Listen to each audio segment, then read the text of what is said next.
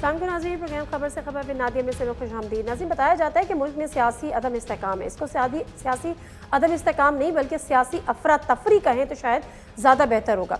इंतहाई बेयकीनी की सूरत हाल है और उसकी वजह यही, उसी वजह से मईशत संभल के नहीं दे रही। दूसरी तरफ इदारों को मुतनासिब बनाया जा रहा है और महंगाई से अवाम का बुरा हाल है, लेकिन उनको कोई पूछने वाला नहीं है, कोई अवाम का पुरसाने हाल नहीं है। बताया ये जाता है दूसरी तरफ से कि तमाम मसाइल का हल, वाहिद हल इंतखाबात में है, लेकिन कैसे, और अगर इंतखाबात में है तो इस पर कंसेंसस डेवलप क्यों नहीं हो पा रहा।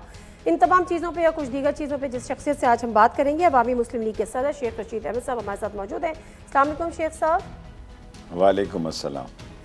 अच्छा शेख साहब, जब ये बात होती है कि इदारों को मुतनाज़ा बनाया जा रहा है तो फिर हर हल्के से बात हो रही है। ऑल्दो की शुरुआत इमरान खान साहब ने की थी, लेकिन मुशावरत की जो बात हुई नए आर्मी चीफ की, तो आज शहबाज शरीफ जाके लंदन में नवाज शरीफ साहब के साथ मिले हैं। एक तो बयान सामने आया कि किसी किस्म का दबाव नहीं लेंगे, यानी उस दबाव की बात हो रही है जो इमरान खान साहब की तरफ से या आपकी तरफ से नए इंतखाबात पर डाला जा रहा है। दूसरा, वो मुशावरत भी करेंगे नवाज शरीफ साहब से, तो मुशावरत उनकी बनती है इस वक्त। देखें, गुजारिश ये है, मुल्क तो इनसे चल नहीं रहा। इक्तसादी हालात नहायत ही नाजुक मरहले में दाखिल हो चुके हैं। आप IMF की रिपोर्ट पढ़ें, वर्ल्ड बैंक की रिपोर्ट पढ़ें, वो तो कह रहे हैं डिफ़ॉल्ट होने जा रहे हैं। हत्ता कि हम जैसे लोग भी लाल हवेली में बैठते हैं तो लोगों की सूरत हाल हमारे लिए परेशान कुन है, और ऐसा भी हो सकता है कि लोग हमारे हाथों से भी निकल जाएं।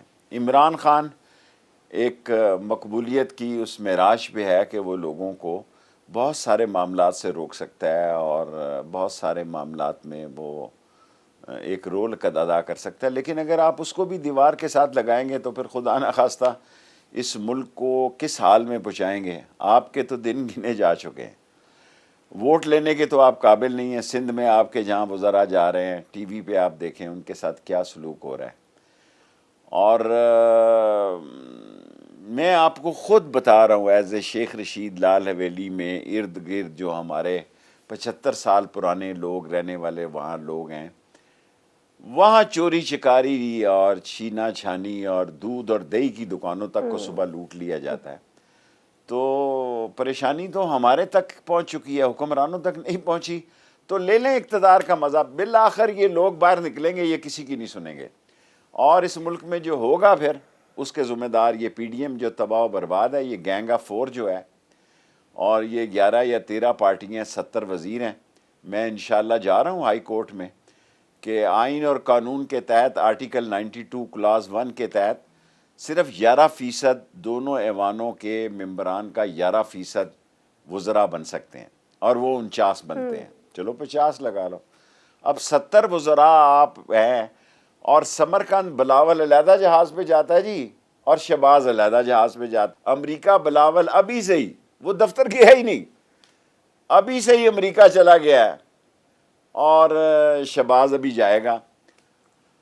सो अफरा तफरी का आलम है जी, बड़ी परेशानी है। सच्ची बात तो ये है कि अब तो कहने के लिए भी कुछ नहीं, क्योंकि लोग जो रिएक्ट कर रहे हैं, लोग जो हमसे या इमरान खान से तोक्के लगाए बैठे हैं, वो तो बहुत संजीदा किस्म की तोक्के लगाए बैठे हैं कि हम बाहर निकलें और इनको निकाल बाहर फेंकें।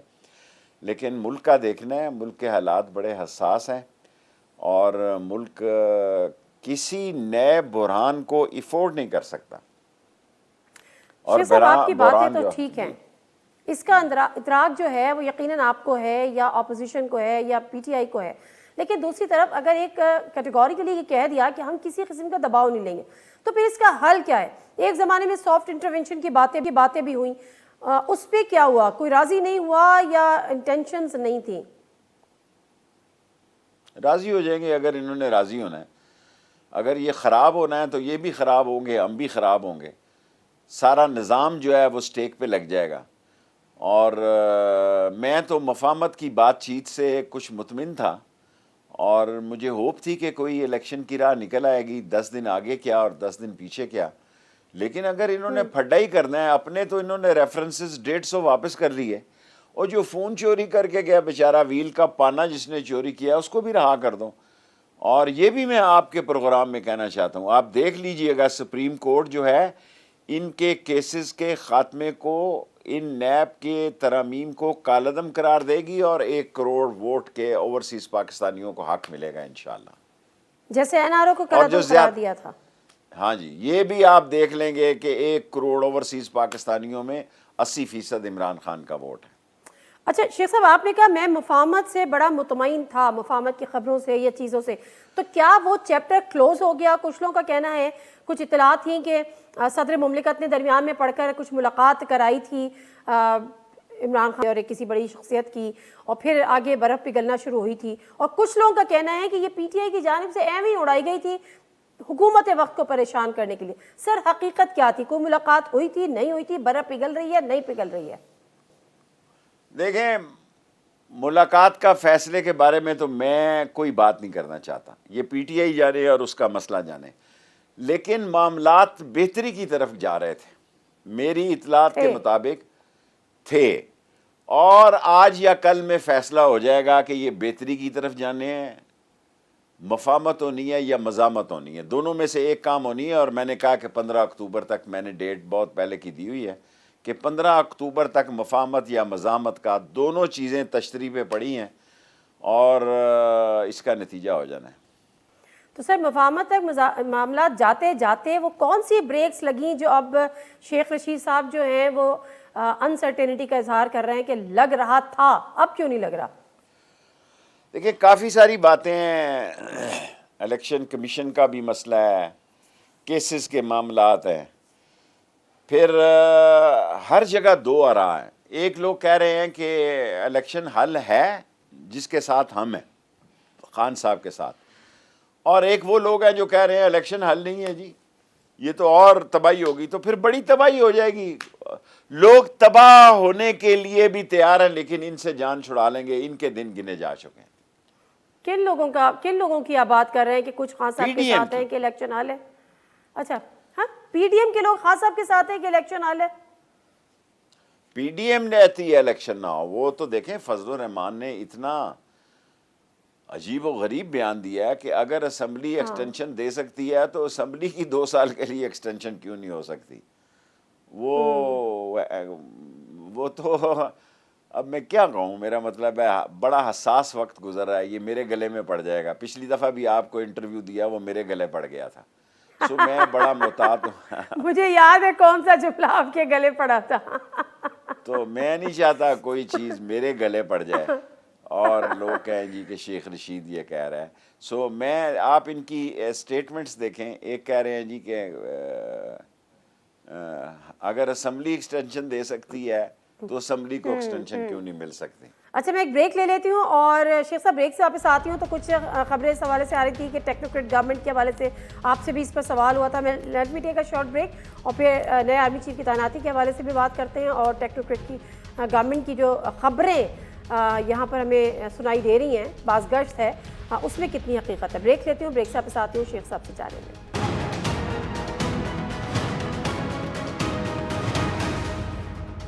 जी नाज़रीन, प्रोग्राम एक दफ़ा फिर आपको खुशामदीद।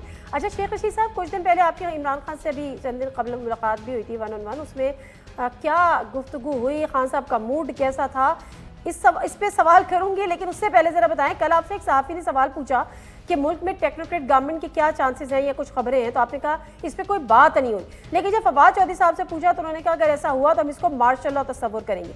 तो ये जो इधर उधर से खबरें मिल रही हैं, इसमें क्या ये एक ऑप्शन के तौर पर देखा जा रहा है क्या किसी हल्के में? देखें, फवाद चौधरी साहब पीटीआई के स्पोक्स पर्सन हैं, उनकी बात में ज़्यादा वजन है। मेरे सामने ऐसी कोई बात नहीं हुई कोर कमेटी की मीटिंग में। बाद में फवाद चौधरी साहब, और ज़ाहिर है वो स्पोक्स पर्सन है, उनको वज़ीर आज़म, उनको इमरान खान साहब ने कुछ कहा हो तो उसका मुझे मालूम नहीं है, लेकिन मैं आज आपके प्रोग्राम में सारी कौम के सामने अपनी तशवीश ज़ाहिर कर रहा हूँ कि लोग हाथों से निकल रहे हैं। ये ना हो किसी की बात ना सुनी जाए इस सूरत हाल में, और एक ऐसा वक्त आए। लेकिन टेक्नोक्रेट गवर्नमेंट का कोई ऑप्शन है सर कहीं पे, किसी हल्के मेरा में? नहीं ख्याल टेक्नोक्रेट ग्राम, मेरा ख्याल है कि अब इलेक्शन की जो गवर्नमेंट होती है, अबूरी हुकूमत जो है इलेक्शन के लिए 90 दिनों की, वो बना लें, काम ख़त्म करें, दिन आगे करें पीछे करें, वरना तो इन्होंने जाना है। हमें तो जिस चीज़ की फ़िक्र है कि हालात इतने ख़राब हैं कि इमरान खान आते हैं तो उनके लिए भी कोई कम मसाइल नहीं होंगे। मैं इनको बिल्कुल समझता हूँ कि इनका काम ख़त्म हो गया, ये डिलीवर नहीं कर पाए। ये अरस्तू बने हुए थे कि हम आएंगे तो दूध की नहरें बहेंगी, शहद की नहरें बहेंगी, और यहाँ लोग भूख से मर रहे हैं और तस्वीरें छप रही हैं कि लोग भूख से मर रहे हैं। मैं सैलाब की बात नहीं कर रहा, मैं जर्नल बात कर रहा हूँ। फर्स्ट टाइम मेरी लाइफ में ऐसी सूरत हाल है कि लोग आटा नहीं खरीद सक रहे, और लाल हवेली में लोग आते हैं, कहते हैं जी 2 बच्चे हैं, एक की तनख्वाह 30,000 है, दूसरे की 25,000 है, और ये बिजली का बिल 21,000 है। अच्छा शेख साहब, आर्मी चीफ की तैनाती को लेकर फैसलाबाद जलसे में इमरान खान साहब ने एक मुतनाज़ बयान दिया। पेशावर जलसे में उन्होंने उसकी वजाहत भी कर दी। चले वो चैप्टर एक हद तक क्लोज हो गया। ख्वाजा आसिफ ने कहा कि जी ये प्रोग्रेटिव है, वज़ीर आज़म का वही तय करेंगे, और हकीकत भी है। लेकिन खुर्रम दस्तगीर एक बयान देते हैं, वो कहते हैं कि जी शहबाज शरीफ लंदन जाएंगे, नवाज साहब से मुशावरत करेंगे। आपको लगता है कि यहाँ पर कोई एतराज़ है आपस में, या हुकूमती हलकों में, हुकूमती इत्तेहादी हुकूमत में भी इस पर आपस में किसी नाम पर इख्तिलाफ है? देखिए, बड़ा हसास सवाल है, मैं इसको अवॉइड करता हूँ। मैं इमरान खान के साथ खड़ा हूँ, और इस मसले पे पीपल्स पार्टी और नून लीग में भी काफ़ी दरारें पड़ चुकी हैं। वैसे ही नहीं, समरकंद अलहदा जा रहा है जहाज़ में, और न्यूयॉर्क अलहदा जा रहा है। एक सीट है, वो भी उसके लिए जहाज़ चार्टर कर रहे हैं और उसके लिए जा रहे हैं। 70 वज़रा हैं, मजाक बनाया हुआ है इन्होंने। और बड़े हसास दिन है नादिया, बहुत। मेरा ख्याल है हमें क्वेश्चंस करने में भी और जवाब देने में भी बड़ा मोहतात होना चाहिए, क्योंकि मैं इसको थोड़ा सा 15 अक्टूबर तक तो वैसे ही मैंने डेट दी है, मैं तो 30 सितंबर तक भी हालात को बड़े अहम देख रहा हूँ। अच्छा, मैं इसको रिफ्रेश करती हूँ। मुझे बताएं, नवाज शरीफ साहब से मुशावरत क्या बनती है? एक कन्विक्टेड, एक एब्सकॉन्डर लंदन में बैठे हुए हैं, और ये बयान पे खुर्रम दस्तगीर साहब बड़ा ओपनली दे रहे हैं, किसी को कोई एतराज नहीं है, कहीं गमो गुस्सा भी नहीं। देखिए, नवाज शरीफ आ जाए ना, उनका भाई वजीर आज़म है, उनका भतीजा यहाँ पे चीफ मिनिस्टर था, पासपोर्ट तो उन्होंने जारी किया हुआ। अभी तो इसहाक डार नहीं आया जिसने पहली किस्त में आना है। ये बिजनेसमैन बड़ा बुज़दिल होता है, इन्होंने अपने केस ख़त्म कराने थे, ये 150 रेफरेंसेस ख़त्म कराने थे। इन्होंने एक ही मसला इनके आगे था कि इमरान खान से जान छूटे, रेफरेंसेस ख़त्म हो। वो इमरान खान गले पड़ गया और जान छूटने की बजाय जान फंस गई है। नवाज शरीफ बड़ी मुश्किल से सऊदी अरब भागा था, बड़ी मुश्किल से वो लंदन गया। उसको पता है ये ना हो कि उल्टे बांस बरेली को पाकिस्तान के सियासी हालात के बारे में कोई बड़ा से बड़ा पंडित भी, जो सियासी पंडित है, वो ये नहीं कह सकता कि आइंदा 2 महीनों में क्या होने जा रहा है। अच्छा, नवाज शरीफ साहब मुल्क में वापस नहीं आ पा रहे, बावजूद मेरा नहीं ख्याल कि कायद है, उसकी हुकूमत है। और जी, इक़्तिदार बड़ा जालिम होता है। इक़्तिदार जो है ना, लोगों के, बुजुर्गों की आंखें निकलवा देता है। बेटा बाप के साथ, देखें, शहबाज शरीफ को मज़ा आ रहा है, वो टिकटॉकर से अपनी फोटोएं चलवा रहा है कि रूस में मिला, फलाने से मिला, समरकंद में। अब देखो, ये तो हाल आ गया इस मुल्क की सियासत का कि टिकटॉकरों को एंगेज करके, और उनकी भी जो फॉलोअरशिप थी उनको भी तबाह बर्बाद कर, ये जिस टीवी पे आते हैं लोग उस टीवी को आगे कर देते हैं। आप यकीन जाने, जिस टीवी चैनल पे ये पीडीएम वाले आते हैं, लोग दूसरे चैनल पे चले जाते हैं। लेकिन मुझे इतनी बताएं तो नफरत, सही, मरियम बाहर नहीं जा पा रही, नवाज शरीफ आ नहीं पा रहे, वजह क्या है? कौन नहीं चाहता? वो समझदार है, उसको पता है कि वो समझदार है, उसको पता है कि ये हालात नॉर्मल नहीं है जी। उस हालात में ये भी हो सकता है, पहले लंदन भाग गया, वो भी मुझे पता है, और सऊदी अरब भाग गया जब, तो बहुत सारे फ़ौज के हल्के उसको नहीं जाने देना चाहते थे। लेकिन जिस तरह फिर रॉयल फैमिली ने मदाखलत की, और जिस तरह इन्होंने भीख मांगी, और जिस तरह हालात ख़राब होना शुरू हुए, मैं उसका ऐनी शाहिद हूँ, तो फिर इनको भेजा गया। बाद में मुझे बताया गया, उन्होंने बताया। और जिस तरह इन्होंने लंदन जाके पैनाडोल भी नहीं खाई, जो यहाँ भी नहीं मिल रही, 2 गोलियों के लिए लोग अब बताएं कि इस मुल्क की ब्रेकिंग न्यूज़ चल रही है कि पैनाडोल की 2 गोलियाँ नहीं मिल रही कराची। जी बिल्कुल ऐसी है। और हाई कोर्ट ने ऑर्डर दिया है, हाई कोर्ट ने ऑर्डर दिया कि पैनाडोल फराम की जाए। इन्ना लिल्लाह व इन्ना इलैहि राजिऊन। ये इनकी हुकूमत है, कि हाई कोर्ट का हुक्मनामा जारी हो रहा है बेंच का कि आम आदमी को पैनाडोल फराम की जाए। क्या बनेगा इसमें? अच्छा, आपने कहा कि आप ऐनी शाहिद हैं, और यकीनन आप ऐनी शाहिद हैं कि जिस तरह से वो पहले गए थे रॉयल फैमिली ने, आपने कहा मुदाखलत की थी, फिर इनको जाने दिया गया था। अभी किसने मुदाखलत की थी जो इनको जाने दिया गया था? ज़ाहिर है इस मुल्क में दुस्ताने पहने हुए हाथ और चिलमन के पीछे जो हैं बास लोग होते हैं, लेकिन ये कैबिनेट ने फैसला किया था क्योंकि उस वक्त तो ये हालत थी कि कल मर जाएगा, खुदा न खास्ता। उस वक्त तो ऐसा माहौल बना दिया था मीडिया ने कि जनाब ये मुर्दा आपके गले पड़ा ही पड़ा। तो वो जहाज़ पे चढ़ते ठीक हो गया, दूसरी सीढ़ी पे जो पहला सीढ़ी का कदम और दूसरी सीढ़ी के कदम में देखें उसके कितना फ़र्क है, फिट था बिल्कुल। ये सारा टोपी आने ड्रामा कौन था नहीं दे जो रहा? उन्होंने, हैं जी।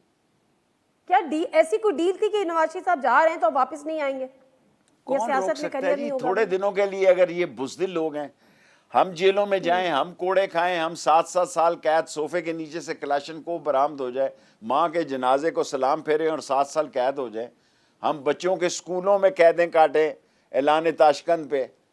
मेरा मतलब है हम ही हुए हैं कि ख़त्म नबूवत पे 2-2 दफ़ा जेल चले जाएं और सज़ा हो जाए, हम कड़ियाँ वाला कत्ल केस में आ जाएं। ये लोग जो चोर हैं, डाकू हैं, लुटेरे हैं, बेईमान हैं, करप्ट हैं, डिसऑनेस्ट हैं, मनी लॉन्ड्रर हैं, रात को ये हल्फ उठाते हैं, सुबह इन पे फर्द जुर्म लगनी होती। कोई है इस मुल्क का हाल?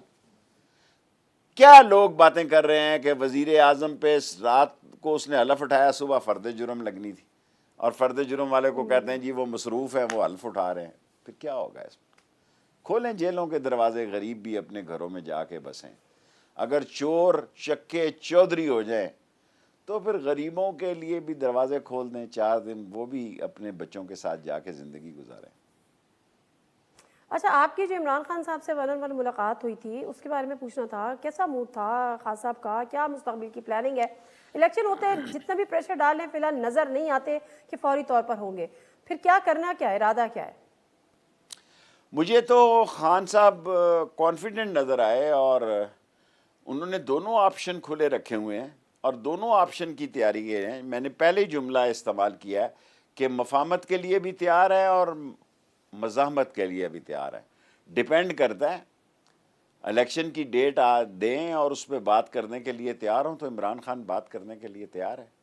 कोई बड़ी लड़ाई नहीं है। लड़ाई ये है कि ये इलेक्शन से भाग रहे हैं, वो इलेक्शन करवाना चाहता है, और ये वही बात है जो ये कहते थे अब वो कह रहा है। उसने वो एक कोर कमेटी में कहा कि एक पहाड़ का तोदा गिर रहा था मेरे ऊपर, अल्लाह ने मुझे अलहदा कर दिया और उसके नीचे पीडीएम आ गई। और ये मैं एक बात कहना चाहता हूँ, कह चुका हूँ, पीटीआई वाले नाराज ना हो, कि ये जिस बेवकूफ़ ने, जिस इंटरनेशनल साजिश ने ये स्क्रिप्ट लिखा था, ये मास्टर प्लान बनाया था इमरान खान को निकालने का, असल में उसने इमरान खान की खिदमत किया और इमरान खान को ज़ीरो से हीरो बना दिया। वरना अगर हम उस वक्त हलकों में जाते तो हमारा सत्यानाश हो जाता। लोग हमारा चेहरा देखने के लिए तैयार नहीं थे। आज तो लोग जो हमें मोहब्बत से देख रहे हैं और हम पे फूल निशावर कर रहे हैं, उनकी नज़रें हमने उस वक्त भी देखी हैं जब हम वज़ीर दाखिला थे, कि लोग समझते थे कि no this is wrong, and उसका इक़्तिदार से उतरना जो है वो उसके काम आ गया। और लोग सारे आज 20 में से पंजाब में उन्होंने 17 सीटें जीती, धांधली के बावजूद 2 उनसे आखिरी टाइम पे छीन ली गई, आखिरी घंटे में, क्योंकि वो हल्के इस किस्म थे के पिंडी था। हाँ जी, अच्छा हाँ जी। शेख साहब, तो शेख साहब, आज शेख रशीद साहब इस बात का एतराफ़ कर रहे हैं कि 3.5 साल जो दौर था इमरान खान साहब की हुकूमत का, वो एक नाकाम दौर था, उसमें डिलीवर नहीं कर सके, इसलिए लोगों ने मोहब्बत नहीं करनी छोड़ दी आप लोगों से। आखिरी दिनों में हमसे भी महंगाई हुई, आखिरी दिनों में डॉलर 178 रुपये का गया। आज देखो ना जी, क्या अब मैं कहूँ टीवी पे, अपने गंदे कपड़े कैसे धोऊँ? मैं खुद अपने गंदे कपड़े नहीं धो सकता कि लोग आते हैं जी कि आटे का एक थैला ले दें शेख साहब, लोग आते हैं जी कि दवाई में से 300 रुपये कम हो गए, लोग आते हैं जी 200 रुपया कम हो गया। मेरा मतलब है ये सियासत हमने कभी की नहीं। 16 दफ़ा वज़ीर रहे हैं, किसी ने हमें आके ऐसी बातें नहीं की कि जनाब या ये जमा करा दो बिजली का बिल या किस्तें करा दो। ये सियासत है। जब वोट चले, मांगने ये बात तो आपने जाएंगे मानी कि हाँ हाँ, आखिर दिनों में महंगाई हो गई थी, मीडिया पे सही चीखता था। आज खान साहब मीडिया से नाराज होते हैं कि हमारे दौर में आप चीख रहे थे, तो महंगाई इस वक्त वाली नहीं हुई थी, लेकिन बहरहाल उस वक्त भी हुई थी। ब्रेक लूंगी सर, ब्रेक लूंगी, ब्रेक के बाद वापस आऊंगी, इस पर बात करूंगी आपसे।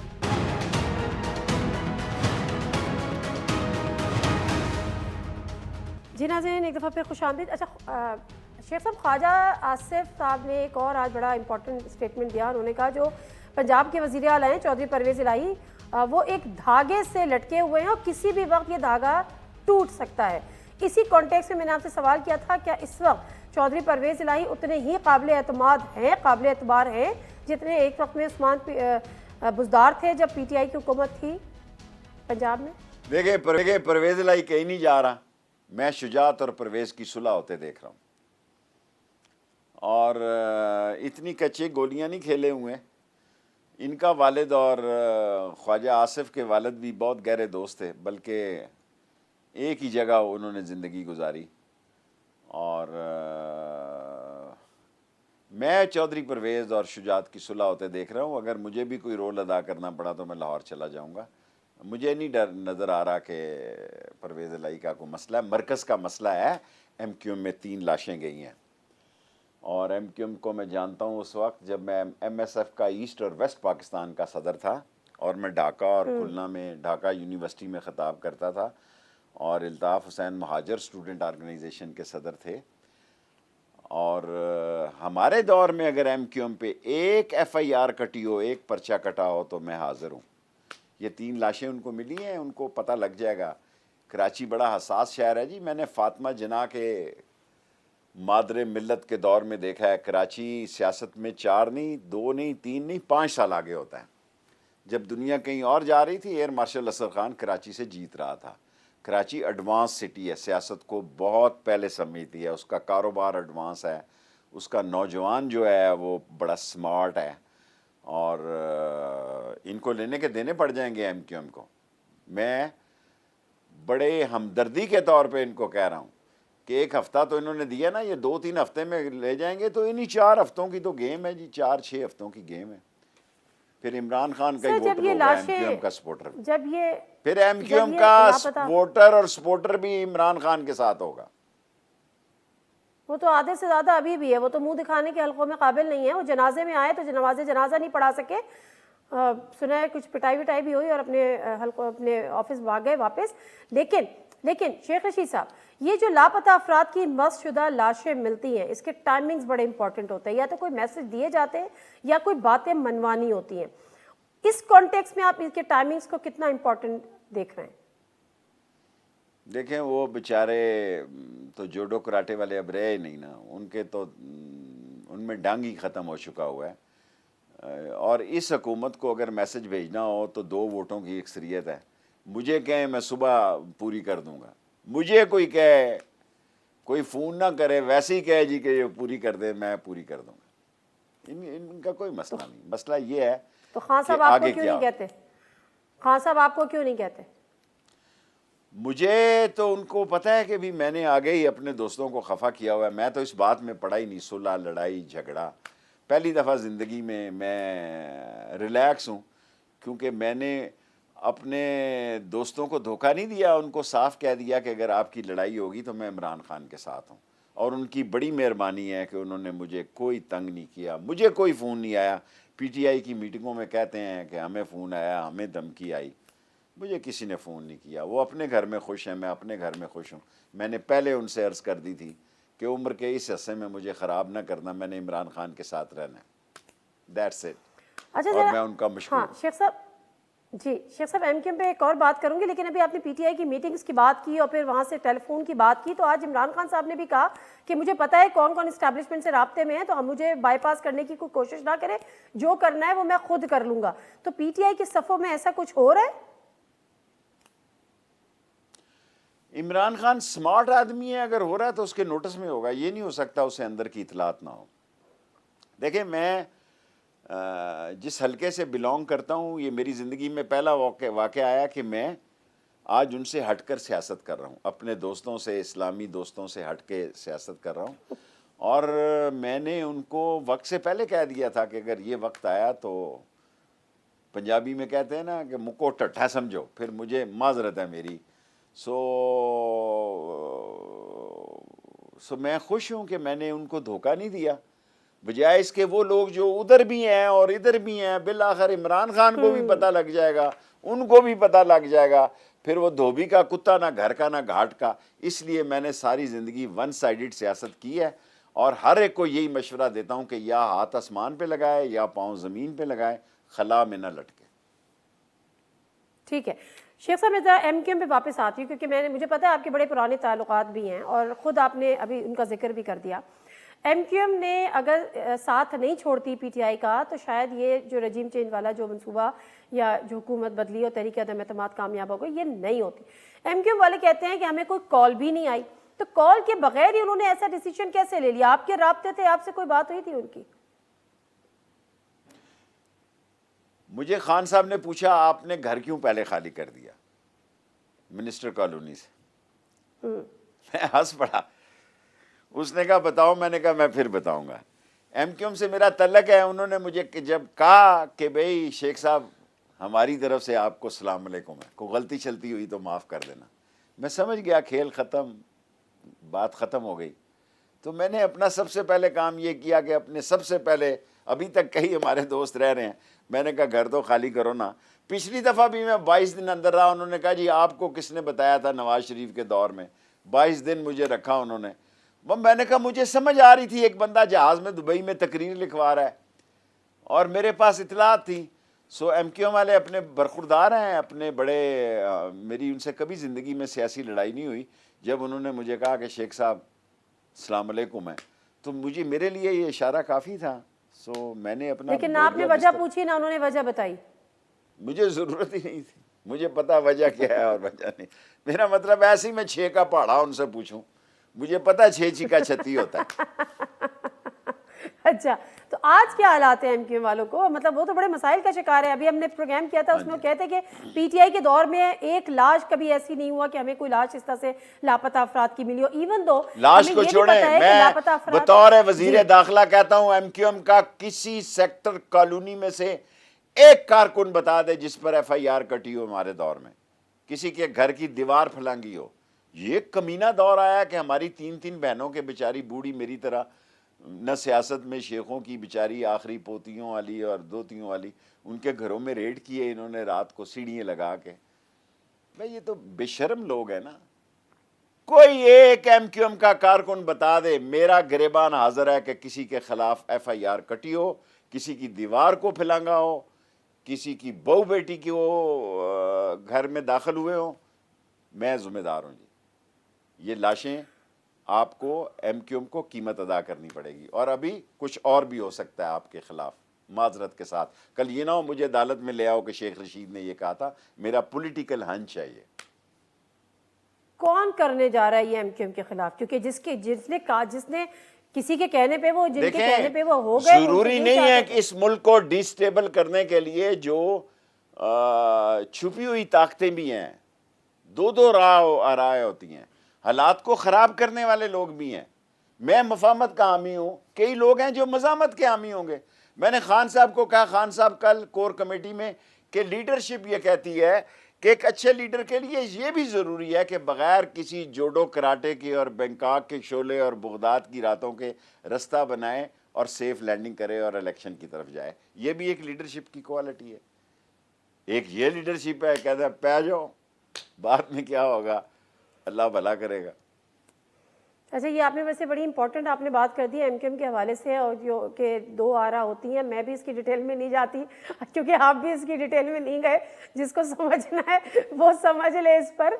लेकिन मैं तो सिर्फ ये पूछना चाह रही हूँ कि हाल ही दिनों में आपके एमक्यूएम से राब्ते हुए, क्योंकि इस वक्त जो मस्तशुदा लाशें मिलने के बाद क्या पैगाम देना मकसूद था वो आपने ढके छुपे अल्फाज में बताया है। लेकिन एमक्यूएम लंदन के हवाले से भी बड़ी चीज़ें आ रही हैं, अचानक वो सरगर्म हो गई, सोशल मीडिया पे एक्टिव हो गई। कुछ लोग कहते हैं कि वो पता नहीं शायद वहाँ से भी किसी के राब्ते हों।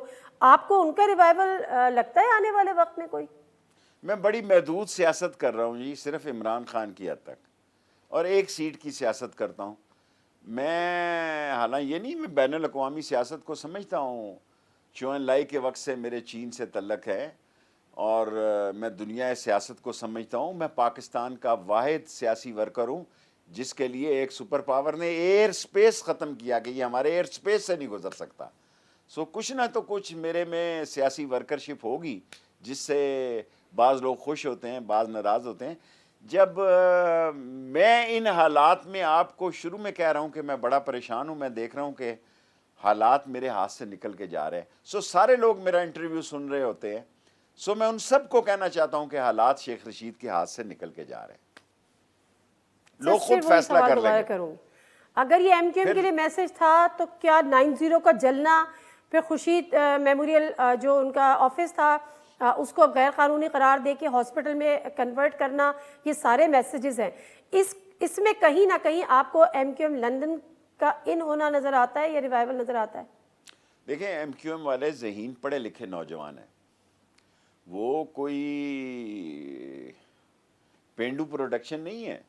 उनका बस चले ना चले, लेकिन ये जो सूरत हाल उन्होंने पैदा की गेम चेंजिंग के वक्त, इमरान खान के ख़िलाफ़ उनको नहीं करनी चाहिए थी। और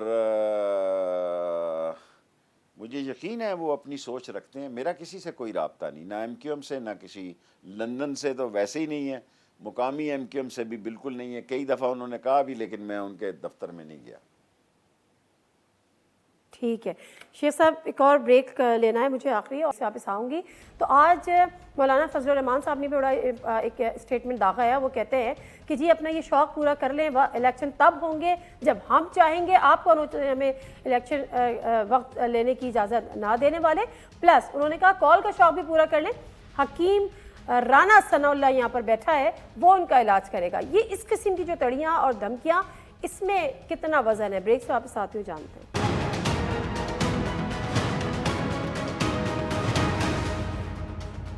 जी नाज़रीन, एक दफ़ा फिर आपको खुशामदीद कहते हैं। मौलाना फजलुर रहमान साहब का जो आज उन्होंने बयान दिया है कि राना सनाउल्लाह यहाँ पर बैठे हैं, ज़रा इमरान खान अपना शौक़ पूरा करके देख लें। तो ये जो हकीम राना सनाउल्लाह हैं, इनकी दवाई पहले तो कारगर साबित हुई थी, अब फिर दोबारा हो गई, तो फिर क्या होगा शेख साहब? नीम हकीम ख़तरा जान होता है। ये समझते हैं कि हमने लोगों को जुल्म किया, औरतों पे लाठी चार्ज किया, टीयर गैस चलाई, और उसने इतना तक कहा जहाँ 60 गोले मारने थे मैंने 65 मारे हैं। इससे आप किसी की अकल का आप अंदाज़ा कर सकते हैं। हम गाय भेड़ बकरियां नहीं हैं, लोग हैं, वो भी इस्लामाबाद के। पंजाब तो सारा बंद था, और अब जब चारों सूबे खुले होंगे तो फिर इनका बाप भी किसी का रास्ता नहीं रोक सकता। फिर क्या नतीजा निकलेगा इसका मुझे नहीं पता। ख्वाहिश और दुआ मेरी ये है कि उस जगह तक बात ना जाए। लोग भरे बैठे हैं, जब जी लोग इतने भरे बैठे हैं कि मैंने आपके सामने इतराफ़ किया है कि लोग, मेरा हल्का मेरे हाथों से निकलता जा रहा है। वो कह रहा है जी बस ठीक है, आपका तो मसला नहीं है ना कि बिजली का बिल ना दें, आपको तो आटा जो है, अकेले आदमी है आप, तंदूर से आपको तो रोटी का फ़र्क नहीं पड़ता, आपने तो बिजली का बिल दे देना। So things are very bad and sensitive, और इन बेवकूफ़ों के हाथों, जिनका दौर मेरे खाते में ख़त्म हो चुका है, और हल इसका इमरान खान जो कहता है इलेक्शन ही है, 10 दिन आगे क्या और 10 दिन पीछे क्या। लेकिन अगर ये समझते हैं कि भाई हम किसी के डंडे के जोर पे चल सकते हैं, तो यहाँ आप डंडा नहीं चल सकता। 15 करोड़ लोगों की जेब में फ़ोन है, कलाशनकोव से ज़्यादा ख़तरनाक है। 15 करोड़ नौजवानों की जेब में फ़ोन है, इनके बस की बात नहीं। अच्छा, कि आप ब्लैक आउट कर दें। क्या आपको लगता है कि हकीकी आज़ादी की कॉल देने की नौबत आएगी? क्योंकि जितना प्रेशर बिल्ड कर रहे हैं तो कोई ना कोई हरकत में आएगा, कहीं ना कहीं संजीदगी ली जाएगी, संजीदा तौर पे इसको लिया जाएगा, और मुफाहमत या मज़ाहमत का फैसला कॉल से पहले हो जाएगा। मेरा ये ख्याल है। मैंने 15 अक्टूबर वैसी डेट नहीं दी। मेरा ख्याल है कि इन्हीं 4 हफ्तों में, बल्कि 2-3 हफ्तों में ही फैसला हो जाएगा। और अगर ये मज़ाहमत होनी है तो फिर इसके नताइज कुछ और होंगे। अगर मफाहमत होनी है तो ये सारे बोलते रहते हैं, लोग पहले भी बोलते थे, यही कहते थे इलेक्शन कराओ, यही कहते थे महंगाई ज़्यादा है, यही कहते थे, जो कुछ हम इनके ख़िलाफ़ कह रहे हैं ये सब कुछ हमारे ख़िलाफ़ कहते थे। उल्टा चोर कुतवाल को डांटे वाली बात हो गई है कि ये सारे चोर जितने हैं ये हमारे खिलाफ बातें करते थे, ये सारी बातें अब उनके खिलाफ हो रही हैं। ये गर्क हो गए हैं महंगाई के समुंदर में। जो कबर इन्होंने इमरान खान के लिए सियासी तौर पर खोदी थी, वो इनकी 13 पार्टियों की इज्तिमाई कबर बन गई है, और 13 पार्टियों का भी जो हशर होना है ये याद रखेंगे। तो अभी सुना आपने 70 वज़रा 92(1)(a) के तहत मैं जा रहा हूं हाई कोर्ट इंशाल्लाह इसी हफ्ते कि ये 70 वजीर नहीं रख सकते, और इंशाल्लाह ताला हाई कोर्ट में से 3 फैसले होंगे, इनका नैब अमेंडमेंट कालअदम होगा, ये 70 वज़रा कम होंगे, और 1 करोड़ ओवरसीज पाकिस्तानियों को वोट का हक मिलेगा। बाकी इनको छोड़ें कि जब हम चाहेंगे इलेक्शन हो गए। मेरा मतलब है, कहते रहते हैं लोग ऐसे, हम भी ऐसी बातें कहते थे, हम भी यही कहते थे कि हम 5 साल के लिए आए। सवाल कर लेती हूँ एक, सर माजी करीब में आर्मी चीफ की मुलाकात हुई है कोई इमरान खान साहब से? मुझे नहीं पता, मुझे पता होता मैं सदर आरिफ जो कुछ मर्जी, मुझे नहीं पता। मैंने आपको जो कह दिया कि मुझे नहीं पता, अगर पता भी होता तो आपके सामने कोई इस पे बात नहीं करता। आरिफ अलवी का फोन नंबर देता हूँ, आप डायरेक्ट उससे बात करें, मैं उसका नंबर देता हूँ आपको। आरिफ, हाँ तो बस बात करें। उनका कोई रोल है इस वक्त मुफाहमत? मैं किसी का स्पोक पर्सन नहीं हूँ, एज ए शेख रशीद आपको इंटरव्यू दे रहा हूँ। हर एक के अपने तर्जमान है, उसको फोन करो और पूछो। अच्छा, तो अगर ये कॉल इस्लामाबाद की देने आ गई तो शेख रशीद साहब उसी तरह इमरान खान के साथ खड़े होंगे जिस तरह से 25 मई पे खड़े थे, लेकिन 25 मई को कहा जाता है कि खान साहब ने थोड़ी सी जल्दबाजी कर दी। आप इससे एग्री करते हैं? मैं बिल्कुल एग्री करता हूँ, कोई जल्दबाजी नहीं की। खून खराबा करना कोई कमाल नहीं है। मेरी लाल वैली की पीछी गली में 4 शहीद हैं जो मेरे साथ खुदकुश हमले में मारे गए। फिर अमीन शहीद है, फिर मेरा मतलब है रावलपिंडी शहर में लाल वैली की पिछली गली जो है वो कुर्बानियों की दास्तान है। जब बच्चा मर जाता है ज़िंदगी ज़ाया, और अब अगर कोई मज़ामत हुई तो ये काफ़ी, फिर ये कहते हैं मैं खूनी कहता हूँ। मैं खूनी नहीं कहता, बुरी बात है, नहीं कहनी चाहिए थी उस वक्त भी मुझे। आज मैं पार्लिमानी ज़बान में कहता हूँ कि पीडीएम जो पहले ही मरी हुई है, इनका मुर्दा भी ख़राब हो जाएगा, सियासी मुर्दा भी ख़राब हो जाएगा। अच्छा शेख साहब, मैं आपकी राय लेना चाहती हूँ। इमरान खान साहब ने एक स्टेटमेंट दिया था कि जब तक नए इलेक्शन नहीं हो जाएं उस वक्त तक आर्मी चीफ की जो मुद्दत, मतलब उनकी जो नए आर्मी चीफ की तैनाती है मौखर कर दें, नई हुकूमत आए फिर वो आर्मी चीफ लगाए जो अगले 5 साल के लिए आए। मेरा ख्याल है इमरान खान के इस इंटरव्यू को गलत लिया गया। इमरान खान इलेक्शन की, उसने कहा कि मेरिट पर आर्मी चीफ का फैसला होना चाहिए, जो भी आर्मी चीफ आएगा मेरिट पे ही आएगा इंशाअल्लाह ताला। लेकिन उन्होंने मौखर करने की तो बात की ना कि अभी ना लगाएं। मैं हसास बातों, मैं हसास बातों में नहीं जाना चाहता। मैं कहता हूं कि जो भी नया आर्मी चीफ आएगा वो मेरिट पे आएगा इंशाअल्लाह ताला। चले, thank you so much Sheikh Rashid साहब, आपके टाइम का शुक्रिया। और हो रही थी शेख रशीद साहब से बड़ी अहम बातें शेख रशीद साहब ने की, और प्रोग्राम देखने का शुक्रिया। नादिर मिर्जा को इजाज़त दीजिए, अल्लाह हाफिज़।